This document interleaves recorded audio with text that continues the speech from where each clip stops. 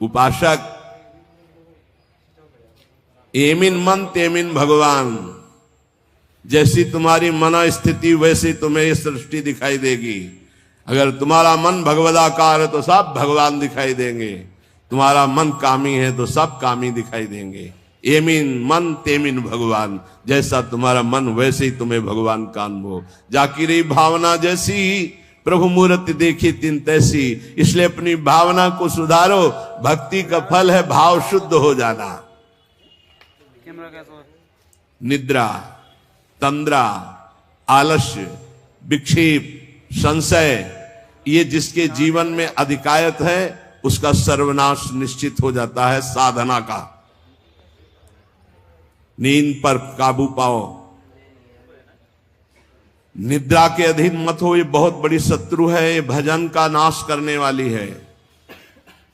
इसको मत ये सोचो कि अभी तो नई अवस्था है, नहीं, इसी अवस्था में इसको काबू पालो, नहीं तो कुछ नहीं होता। जहां देखो, हम देखा है भयो वृद्ध जनों को जिनको कहा जाता है कि अब भजन की अवस्था है, वहां देखा है बैठे बैठे बात करते करते जब देखो तब ऐसे मुंह बगाड़ दिए, लाल टपक रही, जब देखो, देखा हमने।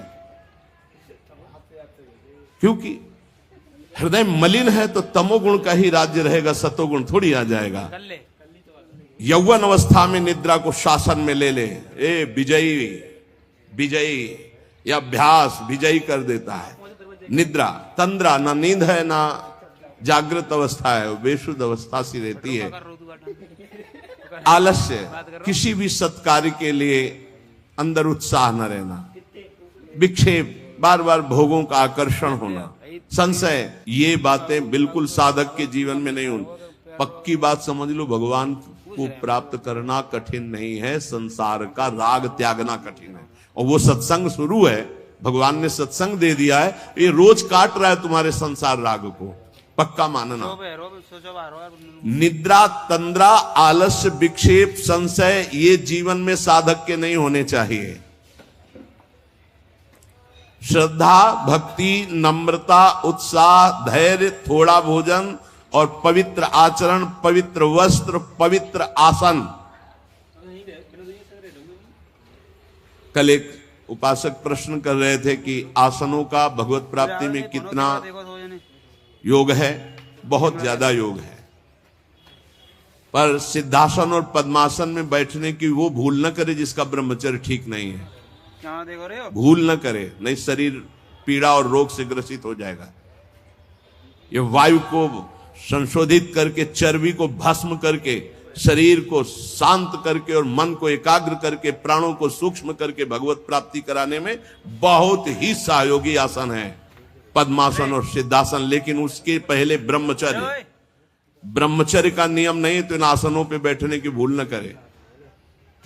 गृहस्थ सुखासन पर बैठे, पलथी मार करके ऐसे आराम से सुखासन पर अभ्यास करे। 30 मिनट, 40 मिनट, 48 मिनट शांत भाव से मंत्राकार वृत्ति करने का, ये सब सही है।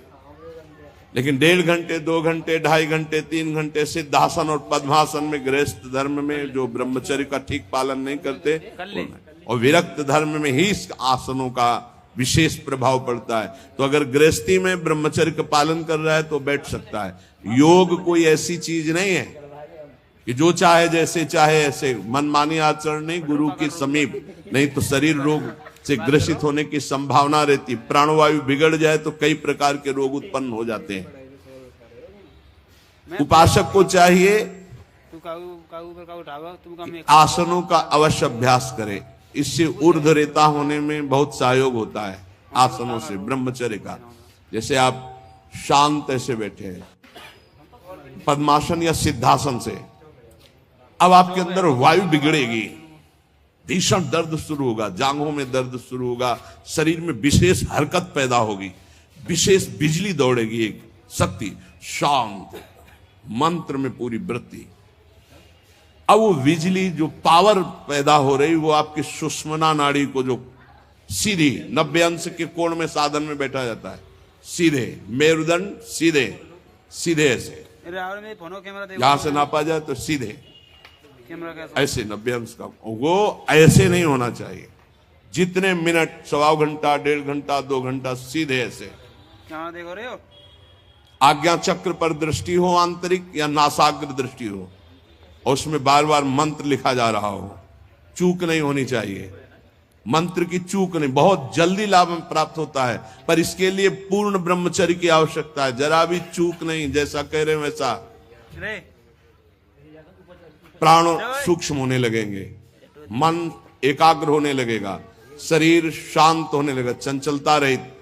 पर एक बार पसीना पसीना, एक बार भीषण कष्ट प्रतिदिन, जब तक शून्यावस्था नहीं आती शरीर की, तब तक उस साधक को यही पापों को भस्म करता है। यही आसन उसको दिव्यता प्रदान करते। अब इतनी हीट पैदा होती है उसके अंदर, अगर संयम से नहीं है तो व्यभिचारी बन जाएगा। बहुत ध्यान देने योग्य बात, उस समय उसकी कुंडलनी, उसकी सुषुम्ना नाड़ी, उसकी हर नाड़ी एक्टिव होती है उस गर्मी से, आध्यात्मिक शक्ति से। अगर वो व्यभिचार की जरा भी गलती करेगा तो कुंडलनी की अधोगति हो जाएगी, अधोगति नीचे की तरफ हुई, भारी व्यभिचारी बन जाएगा।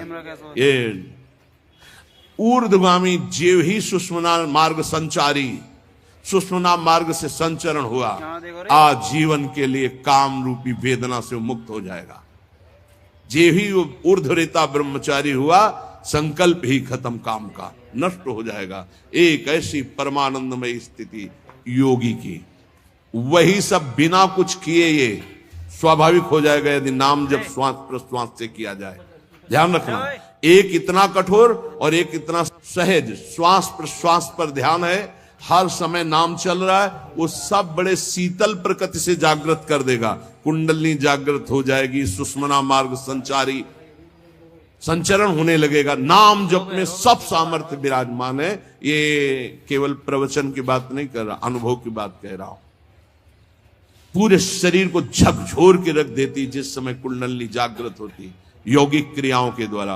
और नाम के द्वारा जब जागृत होती तो पता ही नहीं चलता कब जागृत हो गई, ये ध्यान रखो। वही नाम से ऐसे सहज में जागृत हो जाती कि उसको पता भी नहीं चलता कि हमारे अंदर कुंडलनी जागृत हो गई, क्या सुषुम्ना मार्ग खुल गया है क्या। खूब नाम में प्रीति, सदाचार पूर्वक आसनों का सेवन, ये तो सदगृहस्थ भी कह सकते। 45 मिनट आप सुखासन पर बैठने का अभ्यास करें। अगर थोड़ा भी परमार्थ पे, कम से कम 24 घंटे में 2 बार आसन में बैठने का तो अभ्यास। सुखासन ऐसे पलथी मारकर ऐसे आराम से, या अर्ध पद्मासन, एक टांग के ऊपर, बाई टांग के ऊपर दाई टांग ऐसे चढ़ा करके आराम से, ये आराम आसन है। जो वयोवृद्ध हैं थोड़ा कुर्सी या सोफा या जैसे भी बैठो, पर ऐसा नहीं कि 1-1 मिनट में इधर उधर, थोड़ा सा शांत बैठने की कोशिश करो। जैसे निरंतर विषयी पुरुष विषय चिंतन करता है तो उसे विषय की आसक्ति प्राप्त हो जाती है, ऐसे भक्त जब भगवान नाम चिंतन करता है तो उसे भगवान में आसक्ति प्राप्त हो जाती है। जैसे विषयी पुरुष विषय चिंतन करता है तो विषयों में आसक्ति हो जाती है जिसमें है ही नहीं कुछ, घृणित स्थानों में आसक्ति हो जाती है। फिर सच्चिदानंद का जब चिंतन होता है तो उसमें आसक्ति हो जाए तो कैसा आनंद होगा। भगवान मेरे समीप हैं, अनुभव हो रहा है। भगवान मेरे को ऐसे 1000 हाथों से ऐसे घेरे हुए हैं। भगवान निश्चय मेरे को स्वीकार कर चुके हैं। ऐसा 3 बातें उपासक को अनुभव होने लगती हैं जिसकी शरणागति पुष्ट हो गई है। भगवान मेरे समीप हैं, देखो महापुरुषों के वचन। भगवान सहस्त्रों हाथों से मुझे घेरे हुए हैं, भगवान मुझे स्वीकार कर चुके हैं। ये 3 बातें शरणागत के अंदर आ जाती हैं। देखो आपको अनुभव होता है भगवान मेरे समीप है। अगर नहीं हो रहा तो अभी आपका कोई है, इसीलिए नहीं हो रहा। ये पूज्य श्री राधा बाबा कहते हैं हमारे श्री कृष्ण में एक स्वभाव ऐसा है, वो दूसरिया पसंद नहीं करते। वो जिसको स्वीकार करते हैं उससे अनन्यता की चाह रखते हैं। मौन, अन्य चेष्टाहीन, शरीर मन वाणी केवल आराध्य देव में, तो अनुभव होने लगेगा कैसे प्रभु हमारे समीप रहते हैं। ये कितने बड़े महापुरुषों की खुली हुई बात है। भगवान मेरे समीप हैं, भगवान मुझे शास्त्रों भुजाओं से ढके हुए हैं, मेरी रक्षा कर रहे हैं, भगवान मुझे स्वीकार कर चुके हैं। ऐसा शरणागत को अनुभव होता है। आपको यदि अनुभव नहीं हो रहा तो मौन, सारी चेष्टाएं भगवान के लिए, शरीर मन और वाणी प्रभु के चरणों में समर्पित, तो आपको अनुभव होगा प्रभु मेरे समीप है। अनुभव होता है। हर उपासक को जीवित कैसे रहे, जो भोगों से जीवित है उनकी बात अलग, जो प्रभु से जीवित है उनकी बात। कोई सोच सकता है ये तो विरक्त कर सकता है, गृहस्थ कैसे कर सकता है? तो बोले गृहस्थ संबंधी जितने कार्य वो सब प्रभु को अर्पित करो। नियम से भजन का समय रखो। इतने समय ठाकुर सेवा, इतने समय पाठ, इतने समय भजन, इतने समय ड्यूटी, इतने समय अपने कार्य। समय से सब कार्य, सांसारिक कार्यों को भी समय से करो और भगवत अर्पित करो। जब तक दूसरों से क्रोध करते हो, द्वेष करते हो, कपट रखते हो, स्वार्थ भरा व्यवहार करते हो, अभिमान भरी वाणी बोलते हो और लोक में दूसरों की निंदा करते हो, तब तक हृदय में विद्यमान भगवान होने पर भी तुम ये अनुभव नहीं कर सकते कि वो मेरे समीप हैं। बहुत अमृत में वचन है, पता नहीं आपको कैसे लग रहे हो। बिल्कुल अंदर का ऑपरेशन है। जब तक दूसरों से क्रोध करते हो, द्वेष करते हो, कपट भरा व्यवहार करते हो, स्वार्थ रखते हो, अभिमान भरी बात बोलते हो, दूसरों की निंदा करते हो, तो हृदय में विद्यमान रहने पर भी भगवान का अनुभव नहीं कर सकते कि वो मेरे समीप हैं। ब्रह्मचर्य में जीवन परम पुरुषार्थ में जीवन होता है। ब्रह्मचर्य ही ब्रह्म की प्राप्ति का मुख्य हेतु होता है। ये मुख्य हेतु होता है। मान लो जिसके त्यागने में इतना सुख है, उसको रोकने में कितना सुख होगा। मान लो ये डॉक्टरों की ये बात हमारी समझ में नहीं आती जो ये कहते हैं कि ऐसा करना ठीक है। हमको उन लोगों की बात समझ में नहीं आती जो कहते हैं सर्वनाश का खेल खेलो और तुम स्वस्थ रहोगे। भगवान ऐसों की बुद्धि को बचाएं। जो प्रमाण देना चाहिए कि हमारी नई पीढ़ी, हमारी नई समाज कैसे संयम में रहकर ऊपर उठती है। कोई भी घड़े में छेद कर दो भर जाए, ऐसा कैसे हो सकता है? चलनी में गैयादू है, दोष दैव को दे, हरि गुरु कहो न माने। कैसा कलयुग बढ़ गया है कि प्रमाण दिया जाता है सीरियल नौटंकी नाटकों से और डॉक्टरों से। कैसी बुद्धि भ्रष्ट हो गई है उपदेश देने वालों की। धर्म शास्त्रों की अवहेलना करके ऐसे उपदेश देने वालों को नरक की गति प्राप्त होगी, कोई भी हो। क्यों? क्योंकि वो जब ऐसा उपदेश कर रहा है तो स्वयं उसकी ऐसी धारणा है। और व्यभिचारी की गति कभी शुभ नहीं हो सकती। व्यसनी धन शुभ गति व्यभिचारी कभी नहीं हो सकती। शास्त्र मर्यादा का नाश करने वाले ऐसे लोग प्रमाण देते हैं नाटकों, नौटंकी और फिल्मों का कि ऐसा करना उस फिल्म में कहा गया, ऐसा करना उस डॉक्टर क्या है? शरीर संबंधी अंगों का ज्ञान रखने वाला है, ना कि वो परमार्थ विजयी योद्धा है। वो काम क्रोध लोभ मोह मद इनका ऑपरेशन करना जानता है क्या? इतना चाहे जितना तुम डिग्री ले लो, इस शरीर का तुम ज्ञान रख सकते हो, लेकिन मन का और बुद्धि का और परमात्मा तत्व का ज्ञान प्राप्त करने वाले महापुरुषों की, ब्रह्म ऋषियों की वाणियों का खंडन करने का अधिकार नहीं है। उन्हीं की बात से हमारा परमार्थ शुद्ध होता है। शरीर में जितनी पावर शक्तियां हैं वो सबका अंतिम रूप वीर्य है।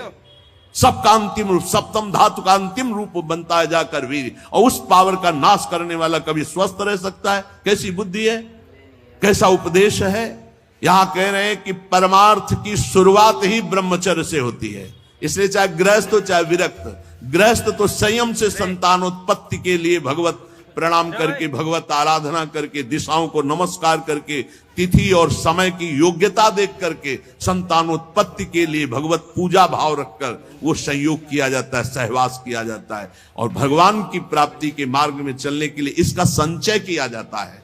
ब्रह्मचर्य परम जीवन, परम पुरुषार्थ ब्रह्ममय है।